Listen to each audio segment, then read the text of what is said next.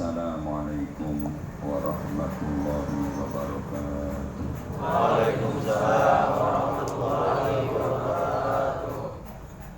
Bismillah, alhamdulillah, wassalatu wassalamu ala Muhammad Rasulillah wa ala alihi wa sahbihi wa mawala, amma ba'd.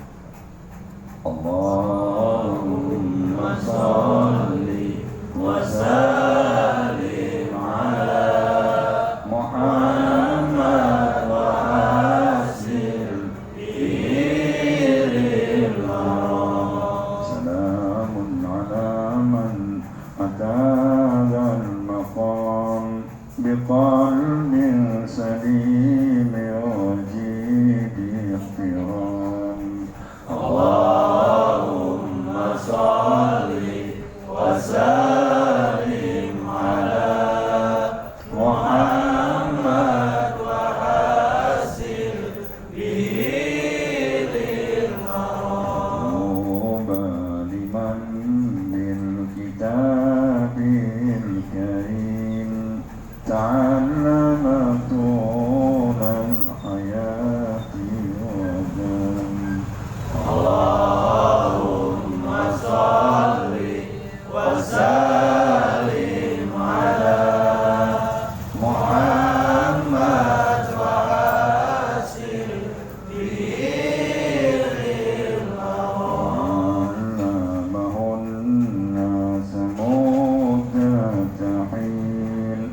wa fi kulli yawmin tanabi dawam.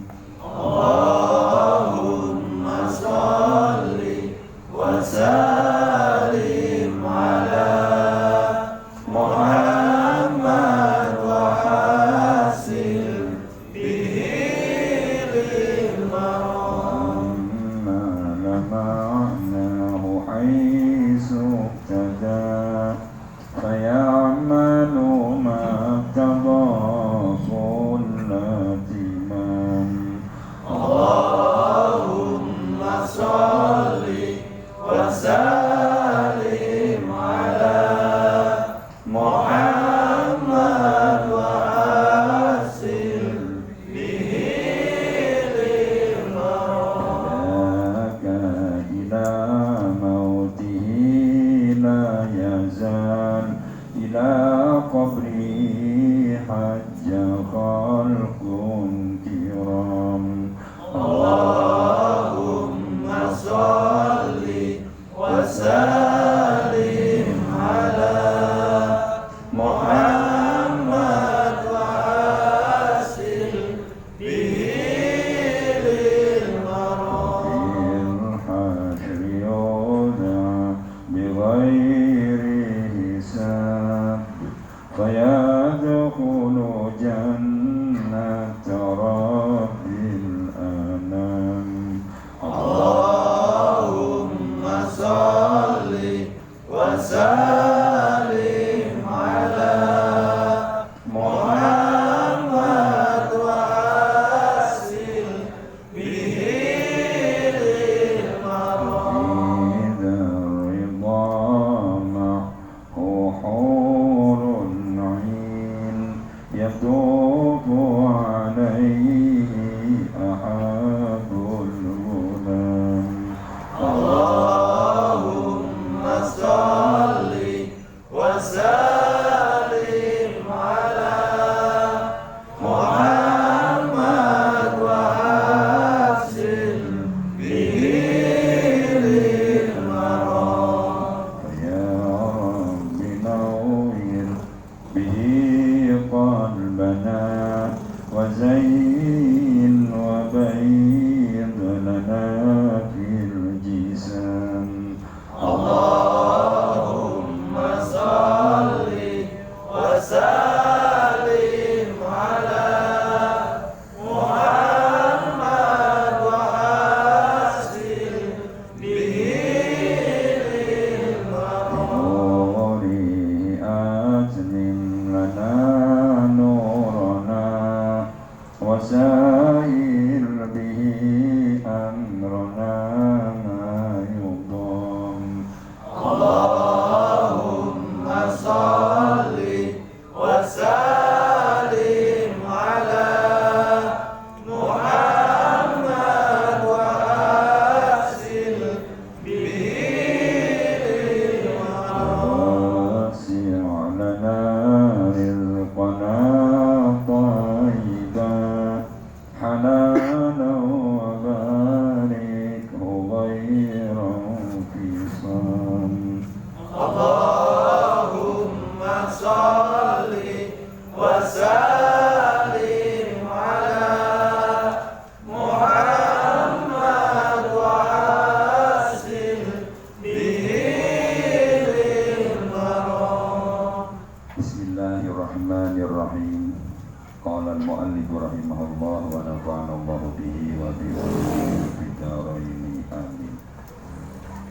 Wal mutaghayyiru, dan air utawi air yang berubah, bitulil muksi, sebab lamanya diam.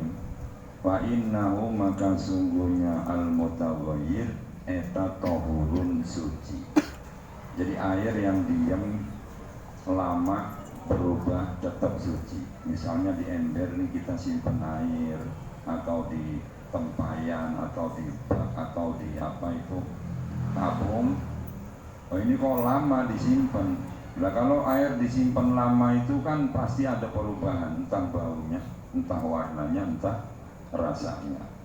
Nah, itu tetap suci. Kalau berubahnya ini karena disimpan, ya, tetap air itu suci karena kembali kepada asalnya air itu suci. Ini malah kalau menurut mazhab Imam Abu Hanifah. Imam Abu Hanifah itu mengambil dasar itu dari ayat Quran. Wa anzalna minas samai ma'an tahura. Aku turunkan dari langit ma'an ing air tahuron, yang suci. Jadi tahura itu pakainya sigot mubalaghah. Kalau tahir itu kan suci. Tapi kalau tahur itu mensucikan, banyak mensucikan. Sama dengan misalnya gofir, mengampuni. Tapi kalau gofur banyak mengampuni. Makanya Gusti Allah itu Al-Ghafur, zat yang maha mengampuni. Jadi bukan pengampun, tapi maha mengampuni. Artinya apa? Artinya tidak perlu khawatir kita banyak dosa. Gusti Allah itu bukan Ghafir tapi Ghafur. Artinya terus mengampuni terus. Kita berdosa minta ampun diampuni, berdosa minta ampun diampuni. Maka kata Nabi, orang yang terus menerus konsisten istighfar itu akan bersih. Makanya paling tidak kita harus punya program, minimal setelah sholat itu 100 astagfirullahaladzim terus, ya sampai ke mati mungkin bersih. Bahkan man lazamal istighfar ja'ala lahu Allahu min kulli dhiqin makhrajan wa min kulli hammin farajan wa yarzuqu min haitsu la yahtasib. Orang kok istighfar terus, pasti semua urusannya ini menjadi lancar, sempit menjadi luas, kesusahan menjadi hilang, dan diberi rezeki dengan rezeki yang tak terduga. Nah, itu memperbanyak istighfar. Maka kalau mazhab Imam Abu Hanifah itu yang namanya air ya suci. Nggak bisa air itu kok terus kemudian apa itu najis, nggak bisa. Ya. Air itu suci. Karena apa? Allah pakai kata-katanya adalah minas sama imaan tohuro. Air yang mensucikan terus. Artinya apa? Kena najis ya air nggak bisa najis. Dulu di Madinah itu kan ada sumur. Sumur ya namanya sumur itu ya pasti bukan sungai. Sumur itu pasti kecil. Kemudian Rasulullah itu berwudu di sumur itu. Nah ini kata sahabat, Kanjeng Nabi itu sumur dulu bekas bangkai anjing, bekas orang perempuan buang kotorannya ke situ. Ya kata Rasulullah itu al-ma'u tahurun la yunajjisuhu syai'un. Air itu suci, tidak bisa dibikin najis. Tapi ini mazhab Imam Abu Hanifah. Ya kalau mazhab Imam Syafi'i, karena kita memang as-Syafi'iyah, pengikut mazhab Syafi'iyah, tetap bagi kita adalah najis kalau air itu terkena najis. Ya. Nah kayak mustakmal, kita air 1 ember, terus kemudian kita pakai wudhu langsung. Setelah dipakai wudhu, nyiprat lagi, balik lagi ke ember, kita pakai wudhu lagi, itu sudah tidak mensucikan. Karena apa? Jadi mustakmal, air bekas gitu.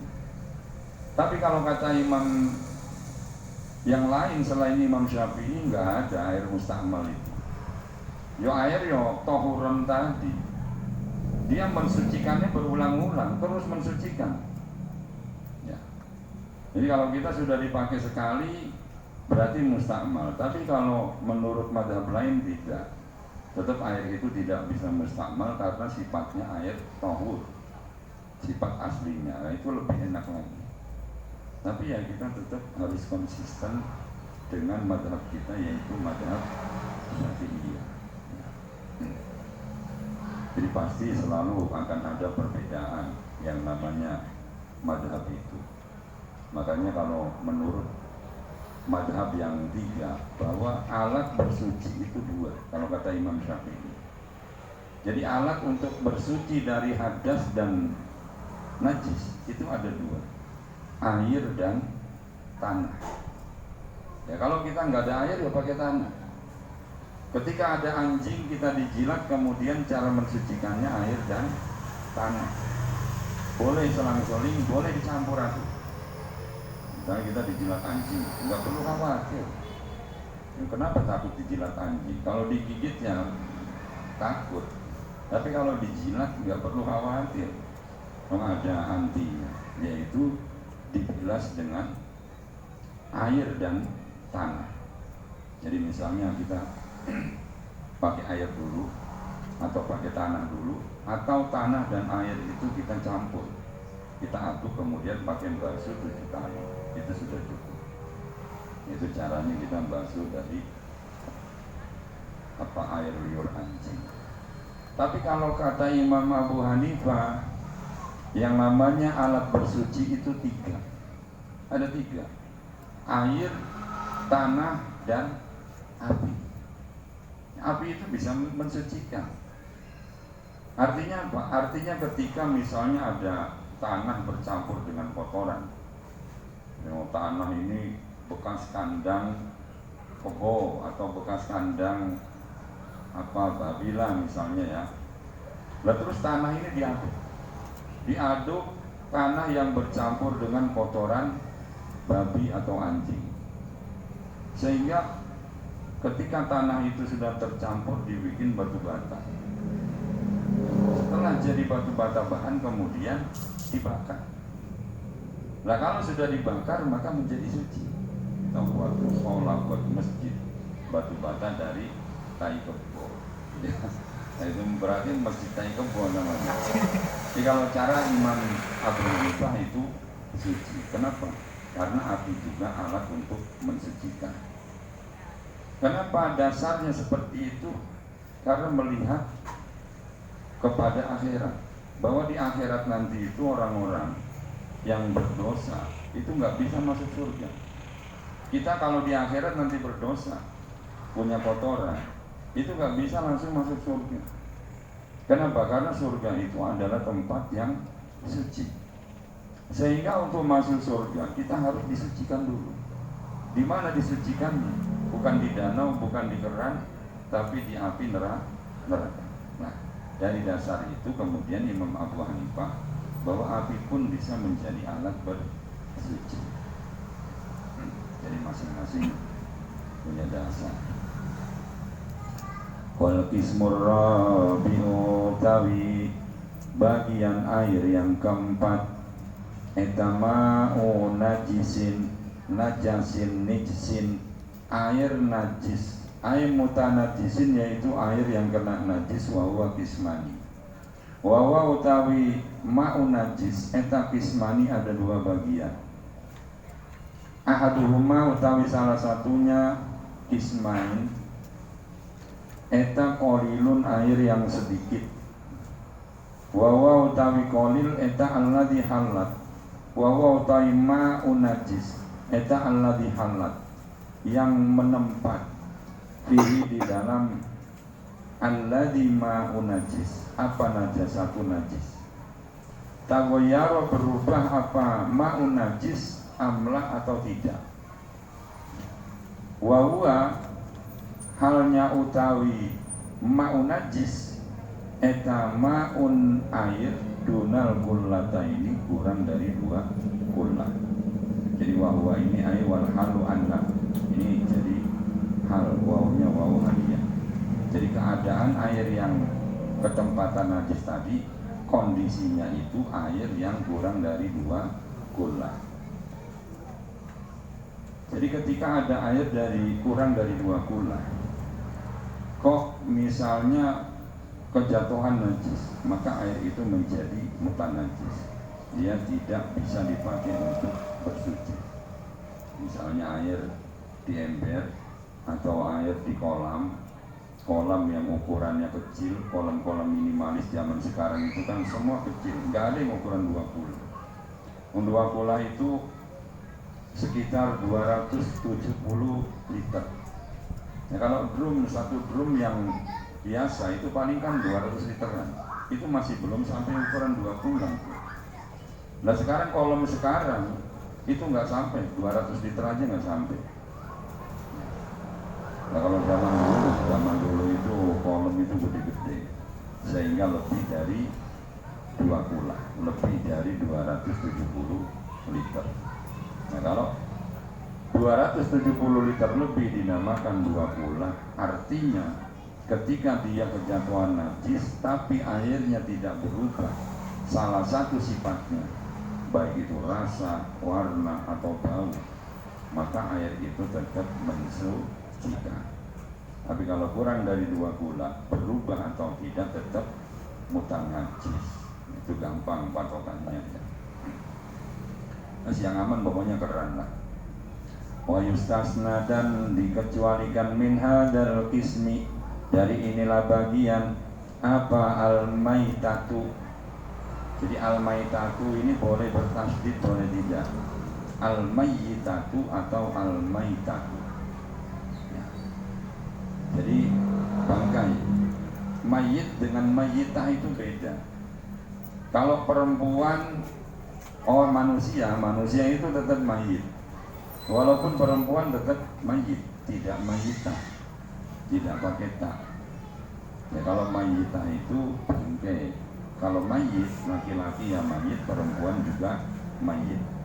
Kalau nanti dirubah, wah ini mu'annas perempuan, an-nawaitu an usolli ala hadhil mayyitati, lo bangkai itu ya tetap ala hadhil mayyit.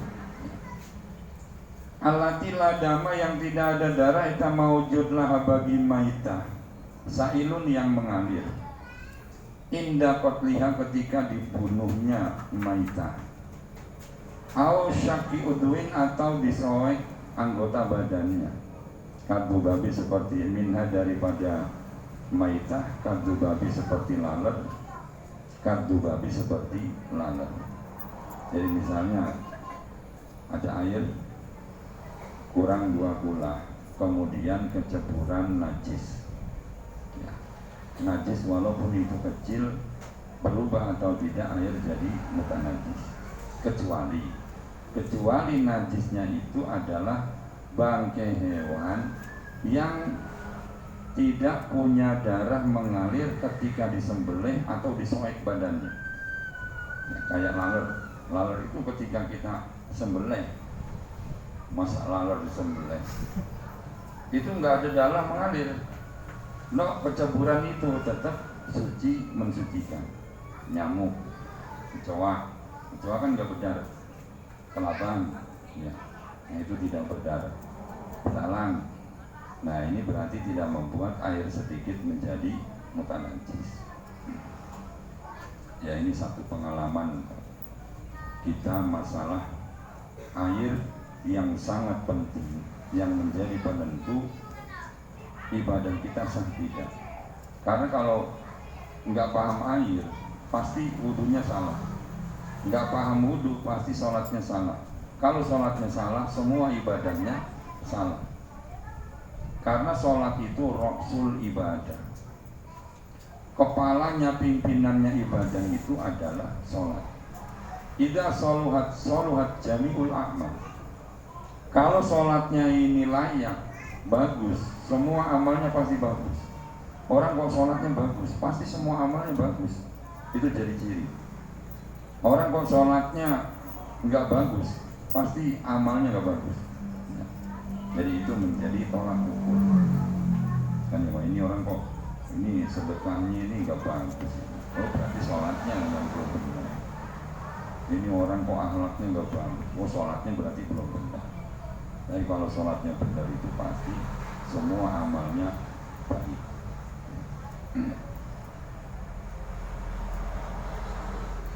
Ilam tutrah, lamun tidak dilemparkan apa laler fihi di dalam ma'un najis yang dunal kullatain. Jadi laler tadi, ketika kita punya air sedikit kurang dari 270 liter, kemudian ada laler terbang nabrak tembok, akhirnya mati, kecebur sendiri. Ini tidak jadi mutanajis. Ketika kita lihat, ini kok banyak laler, banyak bangkai laler, maka tidak jadi mutanajis. Atau yang umum kecoa lah ya, kecoa, kok ada kecoanya, nah ini enggak mutanajis, tetap mensucikan. Tapi beda ketika laler itu kita lemparkan, lemparkan laler, berarti mutanajis.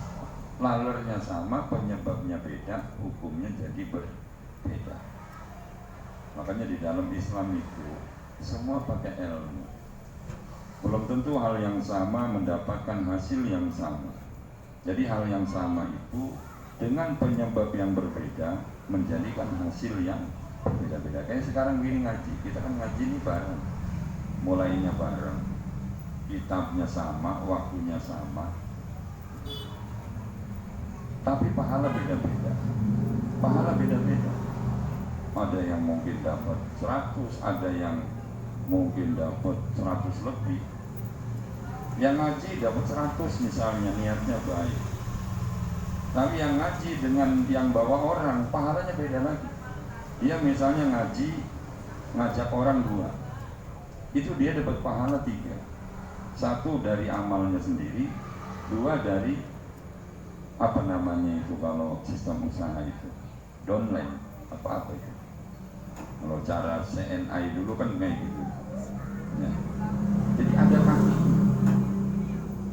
sehingga ketika dia berhasil mengajak ngaji orang 10, maka dia dapat pahala 11. Dia 1 ditambah orang yang dia ajak 10 orang kok ngaji, berarti dia dapat pahala 11. Akhirnya sudah dapat 11, dia berhenti ngaji. Nah, pahala udah banyak ya, udah bawa orang 10, dia diam di rumah tetap pahala mengalir. Nah itu kata Nabi kok, man dalla ala khairin fahuwa kafa'ili. Siapa orang yang menunjukkan kepada satu kebaikan, dia sama dengan melakukan, sama dengan pelakunya. Menunjukkan aja, Mas, kamu daripada nganggur ngaji. Akhirnya orang itu ngaji. Maka ketika orang itu ngaji, dia dapat pahala seperti orang itu. Kita nyuruh orang sedekah, kamu mau sedekah aja. Maka ketika dia jalankan sedekah, kita dapat pahala sedekah. Gusti Allah itu maha adil kok. Gusti Allah itu bukan as-syakir, tapi as-syakur. Kalau as-syakir ya terima kasih gitu aja. Tapi kalau as-syakur, Gusti Allah itu maha terima kasih. Kita jalan, kemudian ada duri, ada beling di jalan, ada kerikil tajam di jalan, atau ada paku, kita singkirkan. Khawatir nanti ada orang lewat kena, maka kata Allah, terima kasih. Allah berterima kasih. Ya, jadi Gusti Allah itu nggak pernah meremehkan amal. Sekecil apa amal, oleh Allah ini diperhitungkan. Wa may ya'mal mithqala dzarratin khairan yarah wa may ya'mal mithqala dzarratin syarran yarah. Sak dzarrah, dzarrah itu pokoknya sekecil-kecilnya amal, segede atom itu loh. Atom itu kan tidak terlihat. Berapa? 150 nano, itu corona virus. Sak gede gitu amal, Allah tahu. Dan itu nanti akan terlihat. Amal baik ya terlihat, amal buruk ya terlihat. Makanya kita hati-hati. Kita banyak dosa dulu-dulu, sekarang juga banyak. Nah ini nggak ada yang tahu, tapi satu saat pasti akan Allah bongkar dosa itu satu persatu. Gusti Allah itu ya tadi, Faman ya'mal misqala dzarratin syarran yarah. Keburukan sekutil tetap akan terlihat. Ya, baik ketika kita sebelum mati atau setelah mati, ini akan terlihat. Maka ada yang diperlihatkan oleh Allah lewat penyakit. Koruptor tiba-tiba perutnya penyakit mulut. Wah itu makan haram itu diisi. Ini nanti Allah perlihatkan lewat penyakit, lewat anak, lewat apa saja. Allah bisa membongkar kebusukan kita ini dari arah manapun. Wallahu mukhrijum ma kuntum taktumun. Sekarang silakan sembunyikan, silakan kamu ini memutarbalikkan fakta, tapi tetap suatu saat kebenaran akan terbongkar. Ya. Jadi artinya yang sebelum itu terjadi, ya segera kita ini bertobat kepada Gusti Allah. Ya. Nah ini air yang kurang dari 2 kula kok keceburan najis. Kalau najisnya itu najis yang hewan tidak berdarah ketika dipotong, maka tidak menjadikan muka najis. Kalau dia jatuh sendiri, kalau kita lemparin sengaja ke cowok, tetap jadi muka najis. Beda ya. Wakada dan eta seperti ini pula najis yang tidak menjadikan muta najis, allati la yudriku, yang tidak bisa melihat menemukan ing najasah apa atorku pandangan mata, likulin bagi tiap-tiap minhuma, likulin bagi tiap-tiap minhuma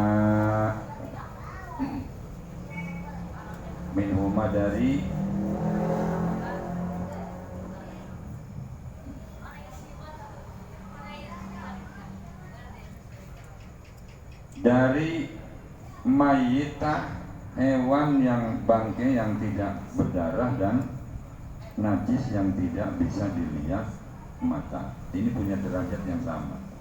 Jadi najis yang tidak bisa dilihat oleh mata dan hewan yang ketika kita soek tidak berdarah itu punya derajat yang sama. Artinya apa? Artinya la yunajjisul ma'i'a, tidak membuat najis apa kullun minhuma al-ma'i'a ing barang yang cair.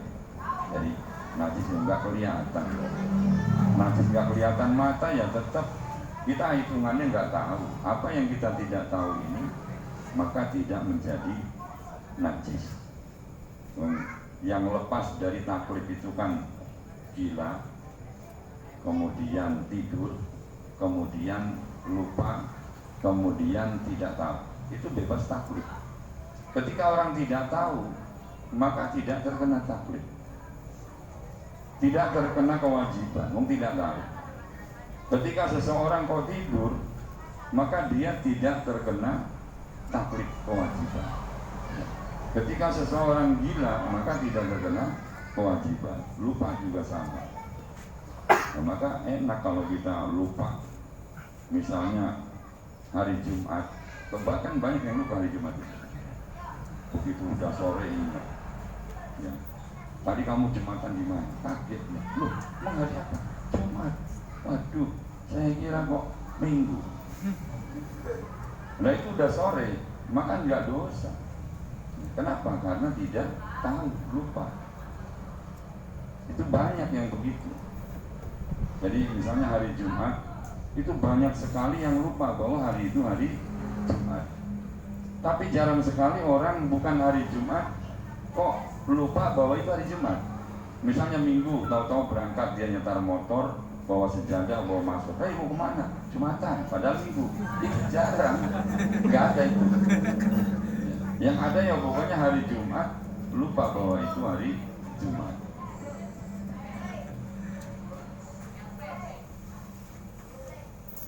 Wa yustasna qala wallahu a'lam bishawab. Alhamdulillahi ta'ala.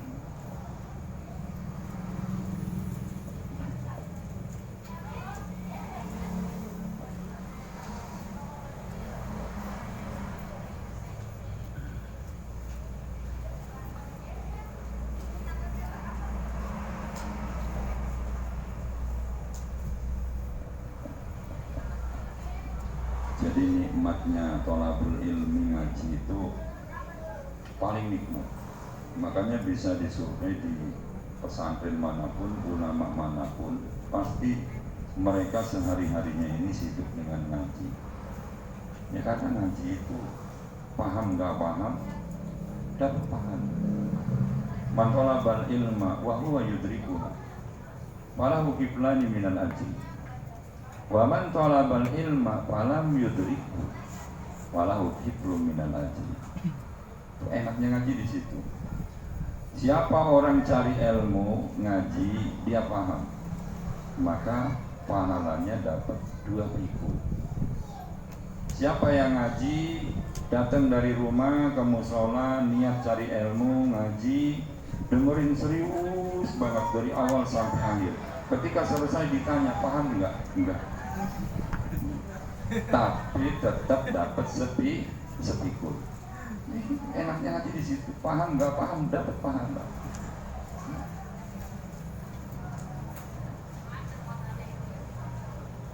Bahkan kata Allah itu, ini kan ngaji ini yang serius biasanya di depan. Depan itu serius, pegang kitab, dengerin serius, terus ngapsai. Lain nggak serius biasanya di belakang, sambil nyender, sambil ngerokok. Ya. Nah itu curang. Ya, ngerokok boleh, nyender boleh, ngopi boleh, tapi kan harusnya bagi-bagi yang di depan. Jangan cuman yang di belakang. Cuma itu pun tetap apa kata Nabi? Muta'allimun kaslan afdalu indallahi min sab'i mi'ati abidin mujtahid. Satu orang ngaji males-malesan, seorang muta'allimun kan berarti satu orang. Satu orang ngaji kaslan, males-malesan, di sisi Allah afdalu min sab'i mi'ati abidin mujtahid, dari 700 orang yang beribadah sungguh-sungguh. Istilah thariqah itu mujahadah. Orang mujahadah 700 orang sungguh-sungguh.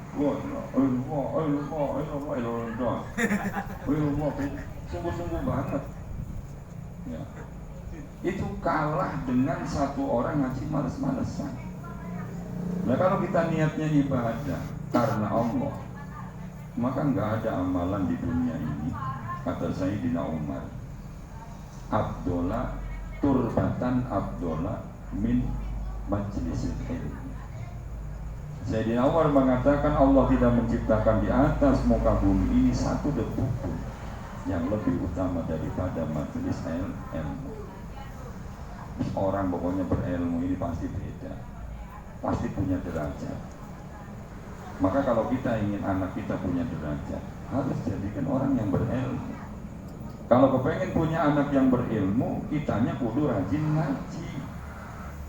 Orang tua kok tidak cinta ilmu, enggak mungkin punya anak yang berilmu, tidak mungkin. Karena anak itu tidak akan jauh dari bapaknya.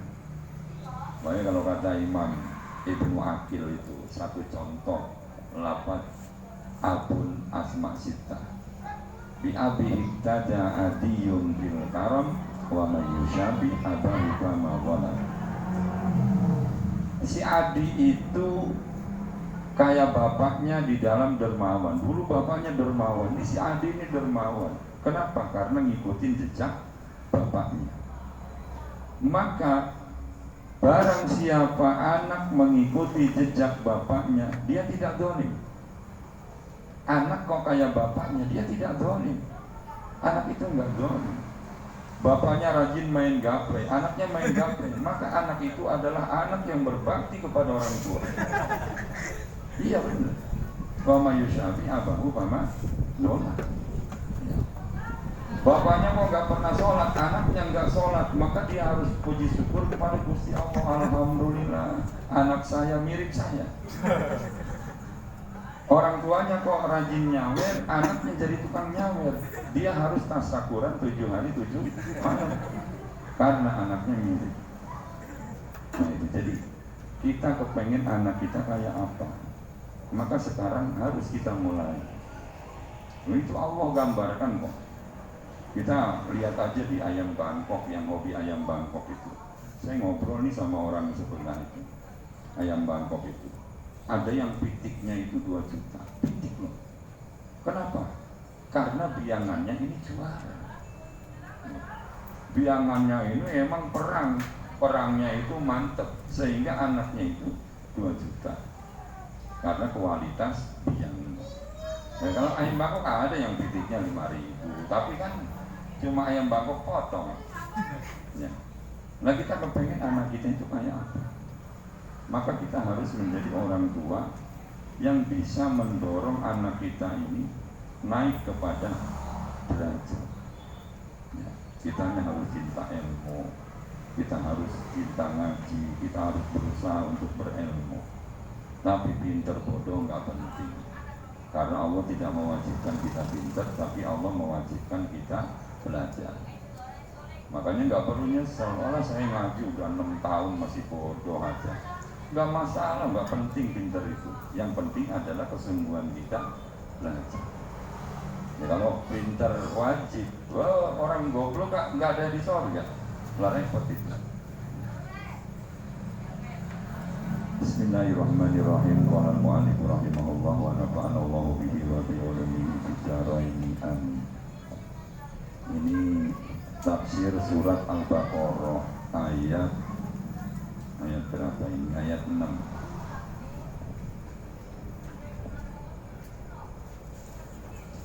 Bismillahirrahmanirrahim. Innal ladzina kafaru sawa'un 'alaihim a'anzartahum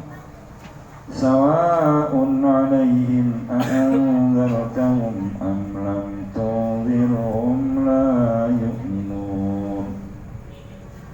Innal ladzina, sesungguhnya orang-orang kafaru yang pada kufur, ya alladzina, ka Abi Jahlin contohnya seperti Abu Jahal, wa Abi Lahbin dan contohnya seperti Abu Lahab, wa nahwihima dan seumpama Abu Jahal dan Abu Lahab, pokoknya sekelas itulah ya. Sawaun utawi kesamaan, ini yang masyhur sawaun menjadi mubtada, karena mubtada ada musawwignya alaihim. Alaihim atas alladzina kafaru a'anzartahum, apakah memberi peringatan engkau hum ing alladzina kafaru bitahqiqil hamzatain, 2 hamzahnya dibaca tahqiq nyata, a'anzartahum, wa ibdal lisaniyati alifan, dan boleh hamzah kedua ganti alif, anzartahum, wa tashiliha, dan boleh dibaca tashil, wa idkhali alifin bainal musahala, dibaca tashil berarti antara hamzah dan ha ya. Jadi anzartahum, anzartahum itu dibaca tashil, atau yang kedua tetap alif, anzartahum am lam tundirhum, atau tidak memberi peringatan kaum ing alladzina kafaru etala yu'minuna. Nah ini khobarnya inna, tidak beriman ya alladzina kafaru. Kenapa? Li ilmillahi, karena pengetahuannya Allah, minkum dari alladzina, minhum dari alladzina kafaru, dzalika ing demikian itu mereka tak akan beriman. Wala tatma, maka jangan terlalu berharap, jangan ambisius engkau Muhammad di imanihim, di dalam imannya alladzina kafaru. Jadi artinya cara bahasa Indonesia, sesungguhnya orang-orang yang kafir itu sama saja diberi peringatan atau tidak, mereka tidak akan pernah beriman, sama aja. Kamu dakwah atau tidak sama aja, mereka itu la yu'minun. Kenapa ayat ini turun? Karena Nabi itu orang yang sangat punya empati yang tinggi. Enggak ada orang melebihi Kanjeng Nabi, semangat dakwahnya enggak ada. Siapapun tidak ada yang mempunyai semangat dakwah seperti Kanjeng Nabi. Separuhnya aja mungkin enggak ada, apalagi zaman saiki. milenial begini. Nah dong, Nabi itu paling serius, paling semangat dakwah ngajak orang menuju kebenaran. Maka disebut khairul da'i, sebaik-baik da'i Rasulullah. Nah itu sehingga Rasulullah ini akan terus sedih, akan terus susah ketika melihat orang-orang yang tidak mau iman kepada Allah. Sedih Rasulullah itu. Ya. Maka Rasulullah dikatakan, laqad ja'akum rasulun min anfusikum azizun 'alaihi ma anittum harisun 'alaikum bil mu'minina raufur rahim. Jadi Rasulullah itu azizun 'alaihi ma anittum. Rasulullah itu paling tidak kuat melihat kesusahan umat. Enggak kuat Rasulullah itu. Sehingga sedih, kalau ada orang sedih Rasulullah akan lebih sedih. Ada orang susah Rasulullah akan lebih susah. Maka jangan kira Rasulullah tidak membela orang kafir. Orang kafir itu semua dibela oleh Rasulullah. Rasulullah menyayangi yang muslim, menyayangi orang kafir. Ketika di Taif Rasulullah dakwah malah dilempari batu, dakwah malah ditimpukin. Kalau kita ceramah ditimpukin, wah murid kita buru-buru minta amplop terus pulang sama panitia. Ya. Rasulullah dakwah ditimpukin sampai berdarah. Akhirnya malaikat penguasa gunung datang, Muhammad, aku diperintah oleh Allah untuk tunduk kepadamu. Apa yang kamu perintahkan? Apakah perlu gunung aku angkat? Seluruh gunung di dunia aku angkat. Aku timpakan ke orang-orang Taif itu. Ya. Apa kata Nabi? Allahumma ighfir li qaumi fa innahum la ya'lamun. Ampuni kaumku ya Allah, mereka itu tidak ngerti. Mereka belum ngerti. Maka ampuni. Itu berdakwah Rasulullah. Ya. Jadi tidak pernah sakit hati. Karena Rasulullah sayang, sehingga orang Taif yang waktu itu masih kafir dibela oleh Rasulullah. Nah kalau sekarang Rasulullah kayak gitu, pasti rame medsos. Wah, bela orang kafir. Orang kafir mau dihukum oleh malaikat, tapi kata Rasulullah jangan. Apakah berarti itu bela orang kafir? Nah ketika ada gereja, terus kemudian gereja ini mendapatkan ancaman mau dibom, kemudian Banser jaga di situ, akhirnya rame media sosial bahwa Banser itu adalah anteknya orang-orang Cina. Apa hubungannya? Justru Banser melakukan itu karena ada perintah. Wa in ahadum minal musyrikin istajara fa'ajirhu hatta yasma kalam Allah. Kalau ada orang musyrik minta perlindungan, lindungi siapapun, lindungi kok. Karena kita itu tidak hanya diperintah berbuat baik kepada sesama muslim, tidak, tapi kita diperintah baik kepada seluruh makhluknya Gusti Allah. Makanya Nabi Ibrahim kan pernah. Jadi Nabi Ibrahim itu senangnya itu ngasih makan tamu. Itu kesenangannya Nabi Ibrahim. Jadi li'it amihit to'am, diangkat kekasih Allah karena Nabi Ibrahim itu li'it amihit to'am, suka bagi makanan. Kalau kita kan suka cari makanan. Kalau Nabi Ibrahim itu suka memberi makanan. Asal ada mau makan, Nabi Ibrahim ini kalau mau makan, dia nggak pernah senang makan sendirian. Itu coba buka kayak kitab Ihya Ulumuddin, itu ada di situ.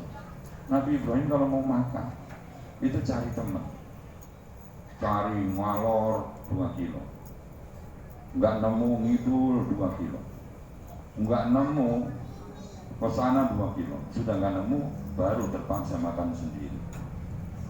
Jadi makan sendiri itu nggak pernah nyaman Nabi Ibrahim, harus ngajak teman.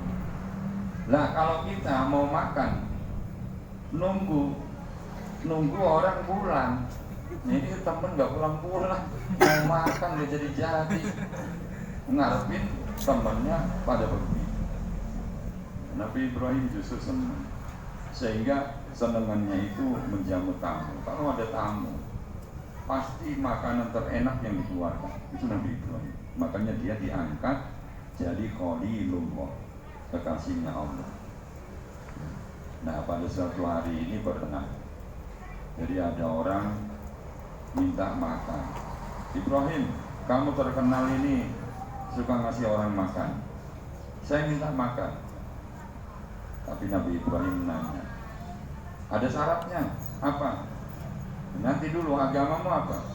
Apakah kamu nyembah Allah? Enggak. Ana majusi. Aku adalah penyembah api, majusi. Ya sudah, kalau kamu mau minta makan, sembah Allah dulu, beriman dulu kepada Allah. Alah, enggak lah, dari mendingan enggak makan. Akhirnya orang itu pergi. Ketika orang itu pergi, maka ditegur oleh Gusti Allah. Jadi ini cerita ini bukan dongeng, ini ada di kitab Risalatul Musyairi. Nah, di kitab itu dijelaskan, diceritakan seperti itu. Akhirnya ditegur oleh Allah. Oh Ibrahim, orang itu sudah kufur kepadaku 50 tahun, tapi tetap aku beri rizki, padahal dia telah mengkufuriku selama 50 tahun. Hari ini dia cuma minta sesuap nasi kepadamu, kamu beri syarat macam-macam. Maksudnya apa? Gusti Allah kan gitu, protes Gusti Allah. Ya. Takut Nabi Ibrahim, akhirnya dikejar, cari orang tadi, ketemu, sini. Ayo makan, enggak apa-apa. Kamu majusi enggak apa-apa, tetap makan aja. Tadi enggak boleh, enggak, sekarang boleh. Kenapa? Sekarang boleh, tadi enggak boleh. Barusan saja gara-gara kamu, aku ditegur Tuhanku. Ditegur apa? Ditegur bahwa aku ini harus memberi makan siapapun. Ya, karena semua adalah makhluk Allah. Akhirnya, apakah Tuhanmu sebaik itu? Ya sebaik itu. Dari situlah kemudian dia mengikuti agamanya Nabi Ibrahim, yaitu agama Tauhid. Itu orang kafir. Jadi orang kafir itu dapat rahmatnya Gusti Allah di dunia ini, gitu loh. Karena di dunia ini yang diterapkan oleh Allah adalah sifat Ar-Rahman, belum Ar-Rahim. Maka kalau mengartikan Ar-Rahman itu maha welas asih dunia akhirat. Artinya apa? Artinya di dunia ini manjada wajada. Orang Islam kok disiplin, tekun, rajin, dia berhasil. Orang kafir disiplin, tekun, berhasil, ya berhasil. Orang Islam malas, ya gagal. Ya. Jadi tidak melihat agama. Nah, nanti agama itu dilihatnya di akhirat. Nah, sekarang kita di dunia berperan sebagai makhluk Allah yang harus saling ulas asih kepada sesama makhluk. Maka persaudaraan itu kalau menurut ulama-ulama kita itu kan ada istilah persaudaraan sesama agama, ukhuwah diniyah, ada ukhuwah watoniyah, saudara setanah air. Ada ukhuwah itu ukhuwah basyariyah, persaudaraan sesama keturunan Nabi Adam. Ya walaupun apa itu orang kafir Yahudi Israel, tetap kita saudara, sama-sama keturunan Nabi Adam. Walaupun Donald Trump anti Islam, dia tetap saudara, saudara sesama keturunan Nabi Adam. Itu. Ya, jadi artinya tidak boleh kita membenci orang kafir. Nah, ayat ini untuk menghibur Kanjeng Nabi. Kanjeng Nabi itu susah banget melihat orang-orang tetap kafir. Waduh, ini orang kalau tetap kafir, mati kafir, neraka selamanya. Rasulullah nggak tega, sehingga bersedih, dihibur oleh Gusti Allah. Terus tenang Muhammad, tugasmu ini menyampaikan kok. Ya, tugasmu ini hanya berdakwah. tidak ditugaskan memberi hidayah. Sampai Rasulullah aja nggak akan mampu memberi hidayah. Ketika pamannya Abu Thalib, Rasulullah kepengen sekali Islam, tapi tidak diberi oleh Allah hidayah. Tapi kalau di kitab Safinah, itu karyanya Syekh Nawawi Al-Bantani, Abu Thalib itu kemudian mati kafir. Akhirnya Rasulullah itu sepi, dia nangis ya. Terus kemudian kata Allah, innaka la tahdi man ahbabta. Muhammad, kamu gak akan bisa memberikan hidayah kepada orang yang kamu cintai. Allah paham kamu begitu cinta dan sayang kepada pamanmu Abu Thalib. Karena kalau tidak pamanmu Abu Thalib, kamu sudah dicincang oleh orang-orang Quraisy. Maka Abu Thalib lah yang di depan. Siapa yang ingin mencelakai keponakan Muhammad, langkahi mayat. Abu Thalib membela Nabi sampai sebegitunya. Tapi suruh masuk Islam, mengucapkan 2 kalimat syahadat, tetap keling kepala. Akhirnya meninggal dalam keadaan kafir. Rasulullah sedih. Ya, innal huda hudamu. Tapi di dalam kitab Safinah itu kemudian Abu Thalib dihidupkan lagi oleh Allah beberapa saat. Ya, dihidupkan lagi beberapa saat, kemudian mengucapkan syahadat, terus kemudian meninggal. Nah, udah itu aja yang harus kita yakini. Itu karangannya Syekh Nawawi Al-Bantani. Jadi Abu Thalib ini Muslim kalau menurut Safinah. Nah, jadi ayat ini tidak untuk semua orang kafir. Orang kafir itu sama saja mereka kamu beri peringatan, kamu dakwai atau tidak, mereka tetap layu minum, tidak akan beriman. Seperti Abu Jahal, makanya contohnya kan seperti Abu Jahal, Abu Lahab, dia tidak beriman. Ya. Ini orang kafir yang matinya dalam keadaan kafir. Wa matu wa hum kuffar. Nah, ada orang-orang kafir yang mereka matinya ini Muslim. Ya. Nah, itu enggak termasuk ayat ini. Ya. Yang matinya tetap dia husnul khotimah. Maka Sayyidina Umar itu kafir paling ganas itu. Anaknya perempuan dikubur hidup-hidup. Dan Sayyidina Umar adalah manusia yang pernah makan Tuhan. Tuhan disantap jadi sarapan kok. Sayyidina Umar bikin Tuhan dari roti. Ketika sudah jadi Tuhan dia sembah-sembah, habis nyembah lapar, akhirnya makan roti. Sayyidina Umar, makanya sering Sayyidina Umar ini ketawa sendirian, sering nangis sendirian ketika sudah jadi Amirul Mukminin. Sahabat-sahabat bingung. Ini pemimpin kita ini stres, depresi, apa stroke. Mau bentar-bentar nangis, bentar-bentar ketawa sendirian, pada khawatir sahabat ini. Akhirnya ada satu yang berani nanya, wahai Amirul Mukminin, kamu ini kenapa? Oh, bentar-bentar nangis, bentar-bentar ketawa. Oh, itu biasa aja itu. Aku ketika nangis ingat bahwa aku itu pernah dulu anak perempuanku, aku kubur hidup-hidup, itu bersatu. Dan ketika aku ketawa, aku ingat, yaitu aku bikin Tuhan dari adonan roti, aku sembah. Setelah aku sembah, aku lapar, maka aku pakai sarapan. Jadi Tuhan dijadikan sarapan pagi. Sayyidina Umar. Nah, disinilah jadi tidak termasuk semua orang kafir begini. Karena ada orang kafir yang masuk ayatnya kulil ladzina kafaru iyantahu yughfar lahum. Katakan Muhammad kepada orang-orang kafir, kalau mereka berhenti dari kekafiran, yughfar lahum, mereka diampuni. Jadi orang kafir itu sebenarnya paling enak loh. Maka jangan sembarangan. Orang kafir dimusuhi, dicaci maki.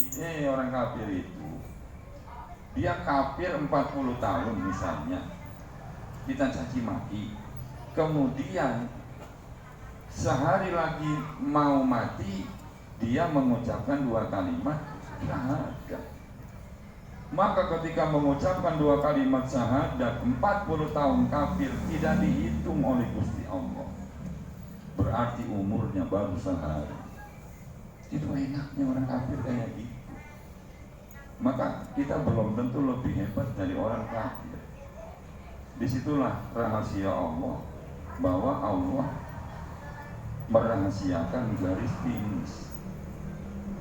Ada orang yang iman dari kecil, begitu menjelang mati kufur, kayak Wali Barsiso. Wali Barsiso itu punya santri 1000, wali semua, bisa terbang semua, bisa jalan di air semua, 1000 santri. Tapi mati dalam keadaan kafir. Menjelang mati dia kufur kepada Allah. Makanya wali itu tidak maksum, apalagi santri. Santrinya santri kampret lagi.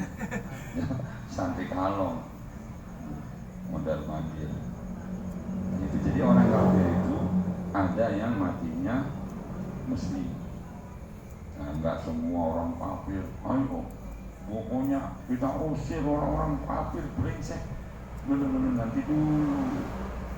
Kafir itu macam-macam kok. Kalau kafir yang mau diusir yang sono, pergi ke Israel sono, Palestina sana. Nah kalau kafir yang ada di Indonesia, ini sama haknya dengan Muslim, nggak boleh diganggu. Man ada dimian bakot adan. Makanya kafir itu ada 4 kalau kata Syekh Nawawi Al-Bantani. Ada kafir itu harbi itu Israel, itu boleh diperangi, boleh dibunuh. Karena apa? Dia merangi Islam. Ada kafir itu kafir mustakman. Ya, ada kafir itu kafir mu'ahad yang sudah mengadakan perjanjian. Ada kafir itu kafir dhimmi. Nah, dhimmi ini ada di Indonesia itu namanya dhimmi juga bukan. Dhimmi itu orang kafir yang minta jaminan kok. Apalagi yang udah di Indonesia itu sama benar dengan haknya seorang muslim. Yang boleh digalakin cuma satu, yaitu kafir harbi. Di Indonesia kita sakiti mereka, maka kita sama dengan menyakiti Rasulullah. Man ada dimian fakot adan. Siapa yang menyakiti kafir dimi, maka dia sama dengan menyakitiku. Punya hak yang sama. Karena apa? Karena kafir dini itu ada harapan mereka masuk Islam. Kita harus baik dengan akhlak yang mulia, dengan welas kasih yang tinggi. Siapa tahu bisa melemahkan hati yang keras. Itu. Mudah-mudahan melalui pengajian ini kita sekeluarga, anak-anak kita di mana saja berada, mudah-mudahan senantiasa dalam curahan hidayah, inayah, taufik dan ridho Allah Subhanahu wa taala. Diberikan ilmu yang manfaat, diberikan rezeki yang barokah, manfaat dunia sampai akhirat. Juga kita diberikan kebahagiaan dunia akhirat, dan kelak kita diberikan maut yang husnul khatimah. Amin ya Allah rabbal alamin.